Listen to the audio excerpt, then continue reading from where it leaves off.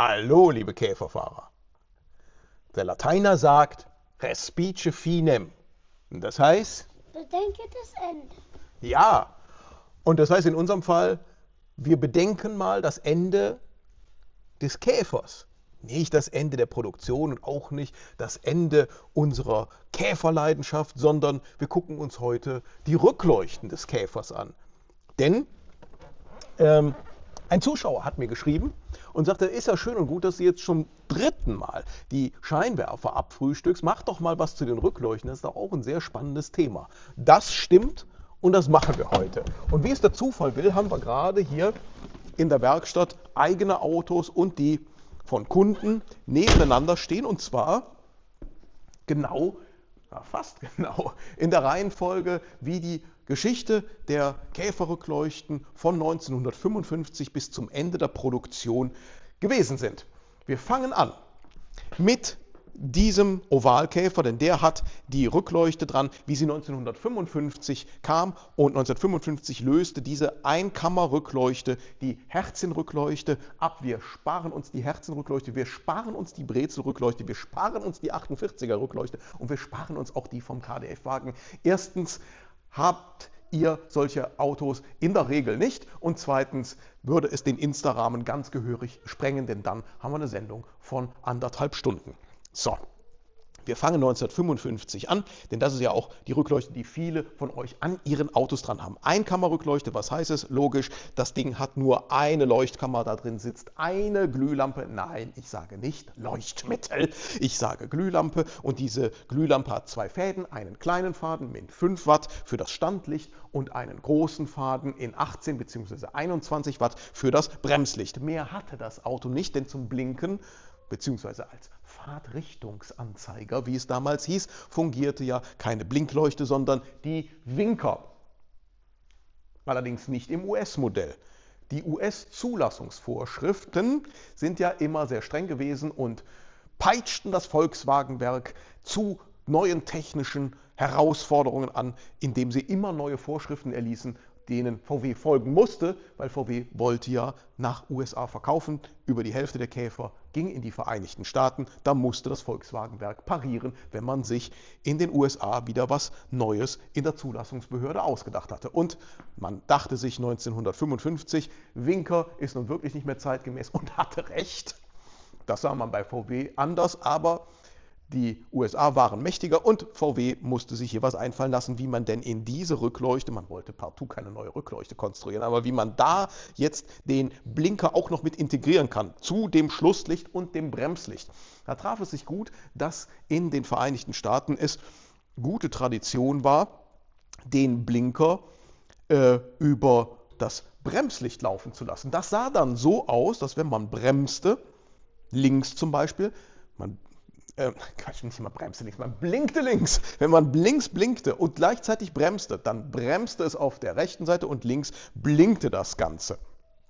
Und umgekehrt. Die Amis waren daran gewöhnt. Das Volkswagenwerk löste dieses technische Problem mit einem 6-poligen Blinkerschalter und schon konnte auch diese Rückleuchte blinken. Später wurde dann auch noch eine Warnblinke in Deutschland Vorschrift. Die habe ich hier an dem Auto nachgerüstet und ich zeige euch mal, wie das aussieht.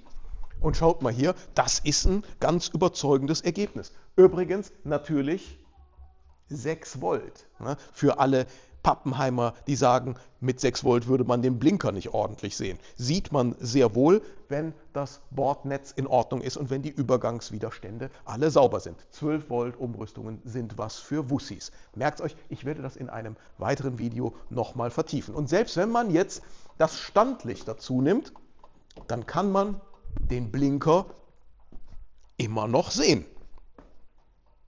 Geht besser, aber für die USA war das vollkommen ausreichend, weil die waren es ja so gewöhnt von vielen ihrer anderen Autos, die damals unterwegs waren. Als dann aber in Deutschland die Blinkanlage Vorschrift wurde, 1961, da ließ sich das deutsche Publikum so nicht lange gefallen. Das war 1960, 61 für einige Monate auch in Deutschland so, aber die Kunden machten einen Aufstand und sagten so, das sieht man nicht und das ist unsicher. Und das Volkswagenwerk sah sich genötigt, eine neue Rückleuchte zu konstruieren, wo man dann endlich das Brems- und Schlusslicht vom Blinker trennte. Und das sah dann so aus. Hier. Und auch hier, wenn wir mal, Theo, mach mal den Warnblinker an. Wenn wir mal hier auf das Blinkergebnis schauen, immer noch 6 Volt. Und jetzt macht doch der Emil mal die Warnblinke hier am 68er an. Und ihr müsst zugeben, man sieht keinen Unterschied zwischen einem 12 Volt Auto und einem 6 Volt Auto. Habe ich euch jetzt überzeugt, dass 12 Volt Umrüstungen unnötig sind? Ich hoffe doch sehr. So, jetzt machen wir wieder aus. Hier haben wir dann ab 1961, ab dem 62er Modell, die Blinker endlich von dem Brems- und Schlusslicht getrennt. Und mit dieser neuen Rückleuchte haben wir auch ein technisches Problem der Einkammerrückleuchte, ein weiteres technisches Problem endgültig gelöst. Und das gucken wir uns hier mal im Detail an. Ich habe hier eine Einkammerrückleuchte für euch auseinandergenommen. Und ein Problem bei der Einkammerrückleuchte besteht darin, dass hier, das hier ist die Leuchtkammer, die sitzt hier in dem Gehäuse drin, dass hier diese Glühlampe in einer separaten Fassung eingeklickt wird in die Leuchtkammer und dann drückt hier diese Kupferlasche, die sitzt an diesem Halter und dieser Halter sitzt wiederum am Kotflügel. Und dann muss man die Leuchte so positionieren, dass hier diese Kupferlasche an die Fassung dran drückt und damit erstens die Fassung in der Leuchtkammer hält und zweitens darüber den Massekontakt herstellt. Unter uns eine ziemliche Schrottkonstruktion. Da haben sich die Ingenieure bei Volkswagen nicht gerade mit Ruhm bekleckert und hier liegt dann oft der Hund begraben, wenn die Leuchte nicht so wirklich gut funktioniert. Das klappt nämlich nur, wenn man das wirklich ordentlich ausjustiert und da muss man schon sehr, sehr präzise arbeiten. Auch hier sind die 6 Volt nicht ursächlich für das Problem. Es zeigt sich nur ein bisschen deutlicher.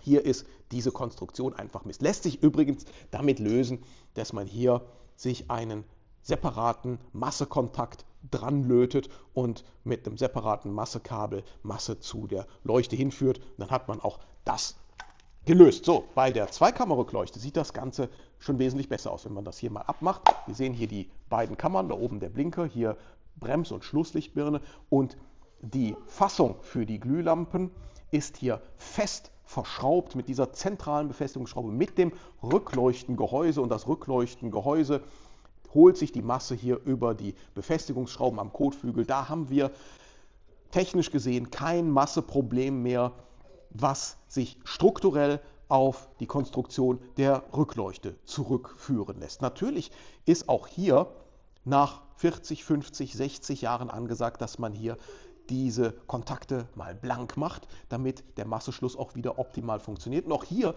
ist es eine gute Idee, eine separate Masseleitung hier an die Rückleuchte dran zu legen. Dann klappt es auch mit den 6 Volt. So, und jetzt kommt das Jahr 1968. Der Käfer bekommt eine ganz neue Heckform und damit auch neue Rückleuchten verpasst. Und zum ersten Mal haben wir hier eine Rückleuchte mit einem integrierten Rückfahrscheinwerfer. Auch die passt sich noch im Großen und Ganzen der klassischen Käferform an. Es sieht auch stilistisch jetzt ganz okay aus. Natürlich sind die alten Stoßstangen schöner und natürlich sind die alten Rückleuchten schöner, aber sicherheitstechnisch gesehen haben wir hier nochmal eine Vergrößerung der Leuchtkammern und damit ein Plus an Sicherheit. Und wir haben, wie gesagt, zum ersten Mal den Rückfahrscheinwerfer hier hinten drin. Aber natürlich nur in den 1500er und 1300er Modellen. Die Sparmodelle gab es ja auch, die hatten das nicht. Und da haben wir dann gelb, rot, rot in der Rückleuchte. Aber das ist was für Erbsenzähler. Übrigens, auch hier an den Modellen bis 1967 konnte man als Mehrausstattung einen Rückfahrscheinwerfer bestellen. Das gucken wir uns mal hier an dem 67er an. Da habe ich das nämlich gerade nachgerüstet, weil mich es auch nervt. Ich benutze den ja tatsächlich im Alltag und jetzt, wo es früher dunkel wird und ich fahre aus dem Büro hier raus, man sieht beim rückwärts fahren, wirklich gar nichts, wenn es finster ist. Und da habe ich mir hier, genau wie man das damals bestellen konnte, Rückfahrscheinwerfer dran montiert. Das werden wir in einem separaten Video nochmal genau betrachten, wie man das anschließt und welche Möglichkeiten es da gibt. Das konnte man jedenfalls 1967 ab Werk so bestellen.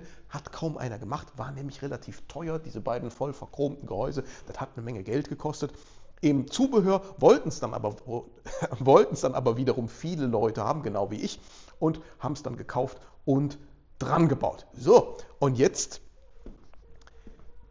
geht die technische Entwicklung natürlich weiter und wieder treibt die US-Zulassungsbehörde das Volkswagen-Werk technisch nach vorne und sagt, selbst diese schöne große Rückleuchte reicht nicht mehr aus, wir brauchen noch eine größere Rückleuchte, und das Volkswagen-Werk hat sich lange den Kopf zerbrochen, wie man jetzt eine Rückleuchte konstruiert, die die Form des Käfers jetzt nicht vollkommen versaut. Und man muss sagen, das ist jetzt kein Schönheitspreis, aber im Großen und Ganzen wirkt es immer noch wie aus einem Guss. Es ist nicht völlig verhunzt hier, das Heck des 73er Modells, wo sich im Grunde genommen eigentlich nicht so viel getan hat. Wir haben immer noch einen Blinker, ein Brems- und Schlusslicht und einen Rückfahrscheinwerfer, natürlich wesentlich größer jetzt. So musste es damals sein, und man konnte weiter Käfer und vor allen Dingen Käfer-Cabriolets nach den USA verkaufen.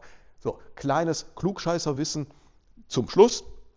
Auch das hier gab es in der Superspar-Version ohne Rückfahrscheinwerfer. Der sogenannte 1200A hatte auch hier Gelb, Rot und Rot, und sogar noch im 73er Modell bis 1975 sogar noch zum Beispiel die Käfer, die an die Bundeswehr, an die Bundespost und an die Braunkohlefirma Rhein-Braun ging, hatten 6 Volt in Kombination mit Elefantenfußrückleuchten. Hätte das gewusst? Nein. Schön, dass ich euch so ein nutzloses Wissen darbringen kann. Jetzt haben wir wieder was gelernt und wieder Überlänge. Aber das macht nichts, denn ihr freut euch ja schon auf nächste Woche, wo ich ein noch längeres Video posten werde. Bis dann, tschüss.